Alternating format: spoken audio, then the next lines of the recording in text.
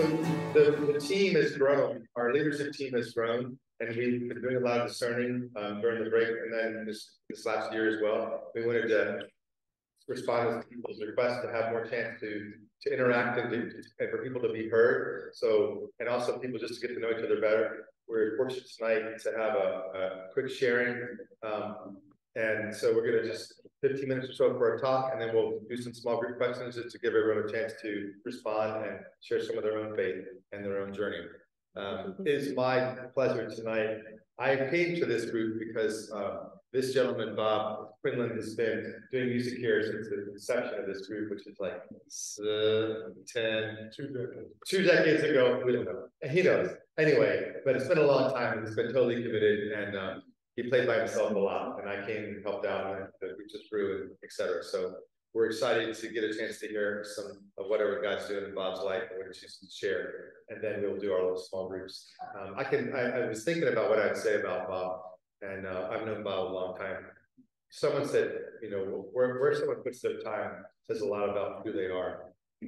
And Bob, if you haven't been around the scene, is always serving as a music minister, helping with video, audio, bringing the PA system or something like that. Besides his everyday work, he's still building the kingdom. So it says a lot about Bob.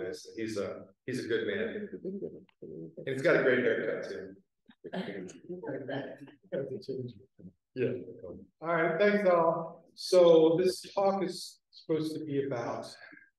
Well, it's a witness, and it's about praise, and it's about other things. So I guess the one thing I'll just start out talking about praise, because that's kind of what I do here.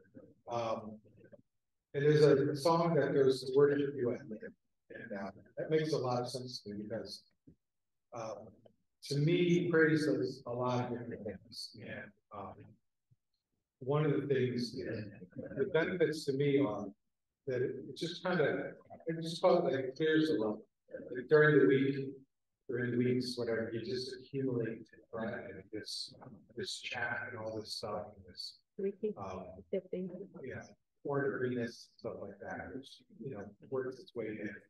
And the praise just kind of, you know, after you're praising for about half hour or something, you kind of get into it, just, all that, it's just like blowing the pipes out, you know, you're just clearing the pipes, and all that stuff just kind of gets out of there. And then you're free to kind of to lift your soul and your heart again.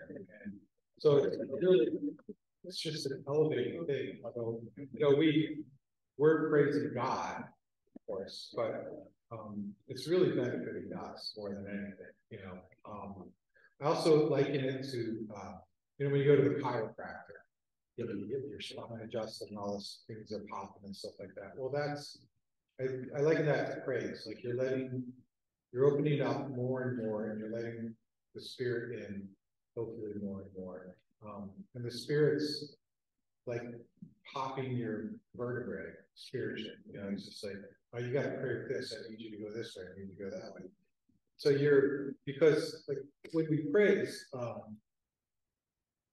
you know, we're singing about these things, and anytime you're asserting something, it's shaping your character. So you're singing about all these beautiful things about the love of God, fellowship, and all this sort of stuff. And this is slowly changing your character to something good. So that's part of like the spiritual chiropractor. These songs and the ones we love are getting us to move in a direction that we need to move. I think just to go way back, like for me, it just started as a general desire to play guitar. I really kind of had. But then we started a rosary group decades ago somewhere in Westchester, Pennsylvania.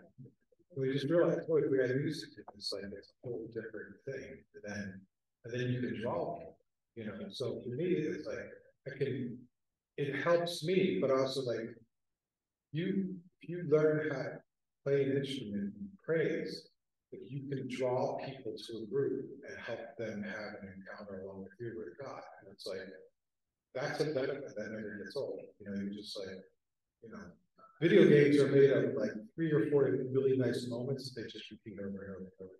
And that's like praising. It's just like, you're praising God, you're opening up, it's helping you, it's helping others. when you're having an encounter with God. And then you get to have these things. But it's just, all this. So, I'll just say, remember like a decade ago, I was where I'm at now, over in Arlington, and I was on the front porch, and it was like a Saturday night, nothing I guess was going on, or I was just hanging in, and I was watching, I hooked up my computer to the TV, I guess, and I was watching something, and Bethel Worship U was doing something over in Bethel, and Jeremy Riddle, and probably Stephanie Pretzel, we're doing a live thing. And I was just like, I know I'd seen it before, but it's just like blown away the nowness of it and the live all out praise that they had. It just took it to another level for me. I was just like, this is fantastic. I'm like, I just want to do this, so it just got me more and more into that sort of scene. I used to watch Bethel a ton around that time because those are some of the best praise nights I've seen where, Jeremy and Stephanie were to sell. I can never remember her last name. Stephanie G. We're doing the thing, and she just had a way of like opening up vibrantly in praise and really just pouring her heart into the moment. And it was just beautiful. And so, more you can have that, the better. So part of that is, it reminds me of something I ran across recently, of this thing, a vision of Saint Faustina's vision of heaven. So let me just read this a little bit, and it kind of ties back into what Bethel was doing. So Saint Faustina says, I saw how all creatures give ceaseless praise and glory to God. I saw how great is happiness in God, which spreads to all creatures, making them happy. And then all the glory and praise which springs from this happiness returns to its source. And they enter into the depths of God, contemplating the inner life of God, the Father, the Son, and the Holy Spirit, whom they will never comprehend or fathom. This source of happiness is unchanging in its essence, but it is always new, gushing forth happiness for all creatures. Now I understand St. Paul, who said, eye has not seen, nor has ear heard, nor has it entered into the heart of man what God has prepared for those who love him. She then writes about what God values most. And God has given me to understand that there is but one thing that is of infinite value in his eyes, and that is love of God. Love, love, and once again love. And nothing can compare with a single act of pure love of God.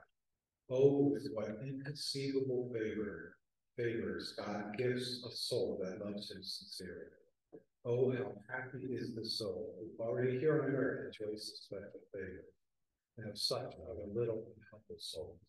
So that's kind of like, when I see some of these nights, in Bethel or other places, and even here, it's this, I think, truth that there's, I call it current or the stream, or there's something going on in the heart of God and part of the Trinity, this gushing forth, which is always happening, which all heaven enjoys. That it's just who they are, God's love for us. Is kind of a little bit tied to what we do, sure, but like he really loves us because that's who he is. He's just going to pour it out on us. And so, but it's like a stream, it's like a roaring river just going by, and we can like dip into it and we participate in it. It's part of us. We're authentically doing it, but it's also already been done and being done, and it's just kind of like attaching to this current of praise, this current of love, which is just ongoing. And we think we're so special because we're doing it. It's like the reality of life with God, and just like get into the flow and go with it. And I think that's a lot of, it dips into some other realities, but for that. It reminds me a little bit about the story that Kim Walker Smith had, who was in Jesus culture, of that God showed her his like view of her, like when she spins around and stuff, and he's like, it's like he's holding this little like ballerina in his hand, and she's just like doing her spinning, praising God thing. And he's like, it's like a piece of my heart that she goes into, and it's. I think that's for us. It's like that's, you know, someone said, if God had a refrigerator, you know, your picture would be on it, you know, because he loves you, like he wants to love you, he knows you. But I think I guess the thing is, there's, you know, there's something coming out recently that was about music and the transcendence of God and stuff like that. But I want to talk about the immanence of God, the nowness and the presence of God. Like, to me, it's just like God is, you know, we live in this cloak, but like God is so present. Like he's got, you know, there's a galaxy for every single human person that's ever existed. That's on there, and that's like, and God holds it all in existence. Like he's imminently present to everything right now, right here. And it's just like we have this little cloak of like, well, God's not really, we don't have to worry about God, he's here. It's like he's just totally right here.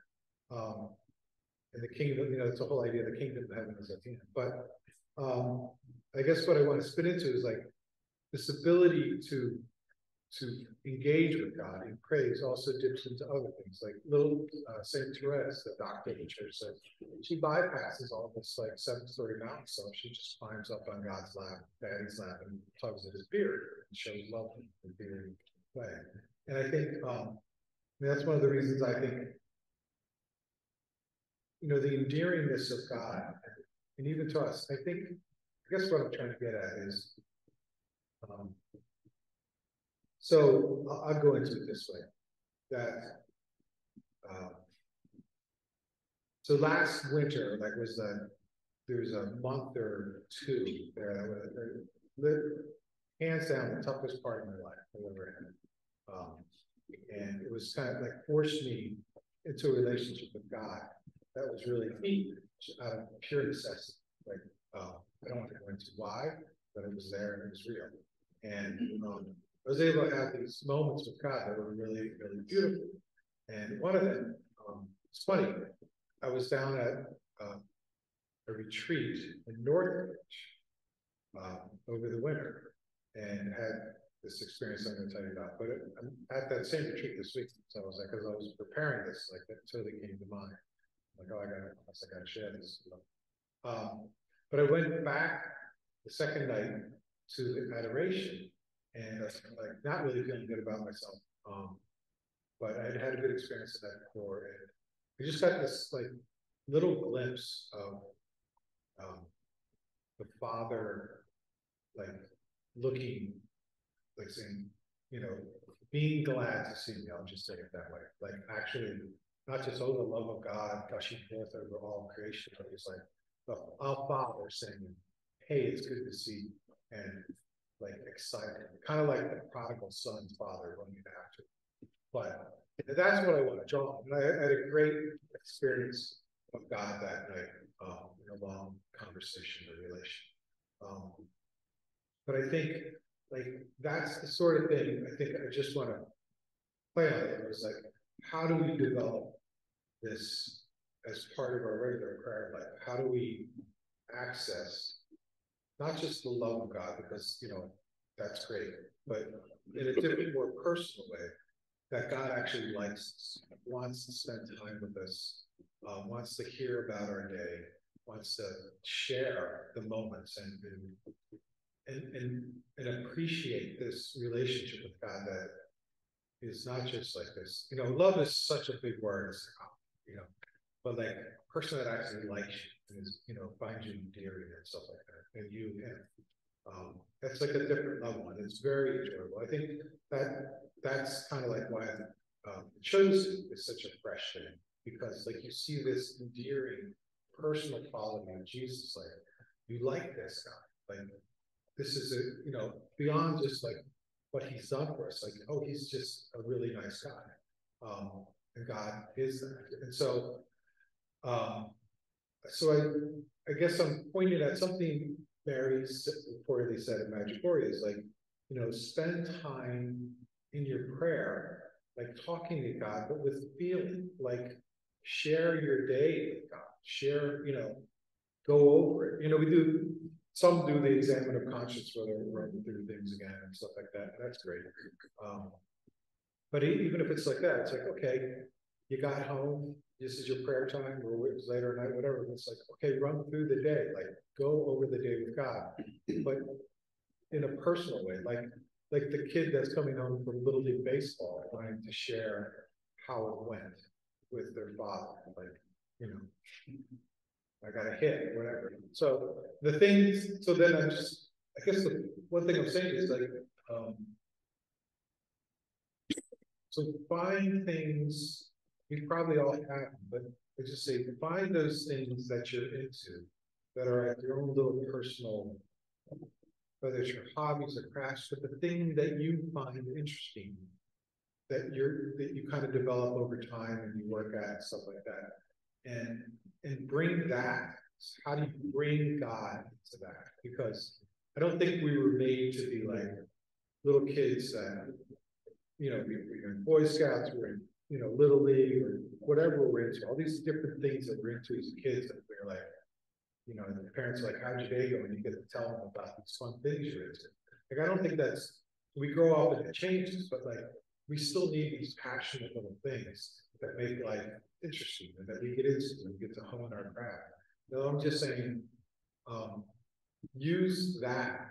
I'm just advocating, I guess, perhaps that that's one thing to bring in to the relationship with God, because it's something that you like. And it's like, it's a way I think we can find ourselves likable. Like, oh, I had this thing I do. It makes me kind of cool. And leverage that, because making you feel cool means that you can use that and be like, hey, God, look at this. I'm likable, and God, like, yeah, you're okay, kid, let's talk and share, what's going on with that. But, because I think, the love of God, this current of love that's always gushing forth, like, that's not stopping. We're the ones that, like, are putting up the blinds up and down, like, oh, I can only let God in on this one or that one. So I'm just saying, use this as a way to let God in, because